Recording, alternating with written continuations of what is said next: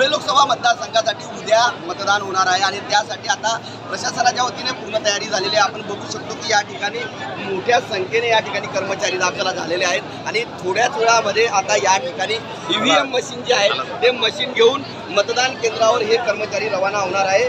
प्रशासनाच्या वतीने उत्तम तयारी करण्यात आली असून या ठिकाणी जवळपास 1969 मतदान जवळपास 20,16,861 मतदार हे मतदानाचा आपला हक्क बजावणार आहे आणि या ठिकाणी आता थोड्याच वेळात ही तयारी पूर्ण झाली असून मतदान यंत्र या ठिकाणी कर्मचाऱ्यांच्या हाती सोपवले जातील आणि त्या ठिकाणी हे सर्व मतदार जे काही कर्मचारी आहेत हे त्या मतदान केंद्रावर सायंकाळपर्यंत पोहोचणार आहेत।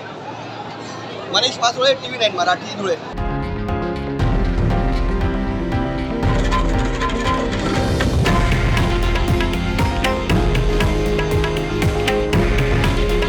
हे आहे देशातील नंबर 1 न्यूज नेटवर्क आणि आपण पाहत आहात TV9 मराठी। काळजी तुमची, हित महाराष्ट्राचं।